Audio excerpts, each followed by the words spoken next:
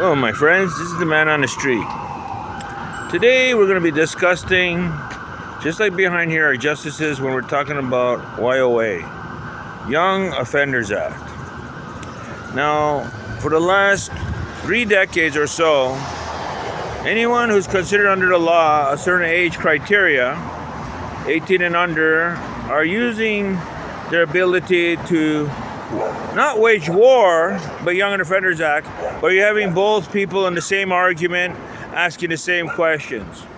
Now, Ontario is the only country, in fact, in the hemisphere, including in the United States, that have abolished any type of requisition of that ideas to say that even children under 13 can be put away for life in America, depending on the circumstances and the state laws.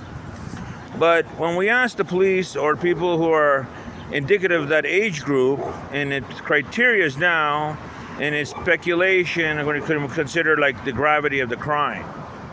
Now, in the most recent years, some people, even back then, when we're talking about other people taking other people's lives at that age and what is most likely a conditional sentence, but that is applied through regulation and procedures that go from case to case, court to court, and the reciting ruling and the finally outcome of the, in some cases by the sentence itself, by the your honors or your worship. But again, it's the same antithesis of the same protocols that we asked when we should abolish it.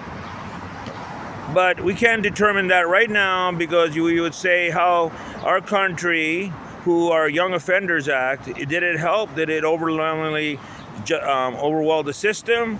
So we can go by state to state, province to province, city to city. Now, when we make comparison, and we can see who has failed in their justice system, in particular when we talk about Planned Parenthood and the ideas of those people who are forced into the trafficking. But here, we try to honor that. So sometimes, yes, the criteria is now lowered, that to be charged with homicide, it's lowered the bar threshold to 16.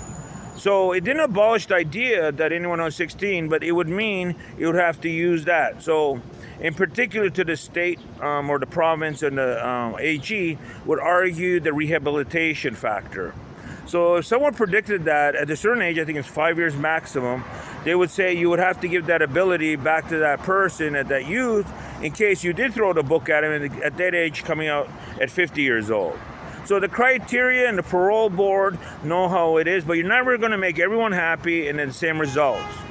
But eventually, people overwhelmingly know what's best for their community and for their country. This is the man on the street.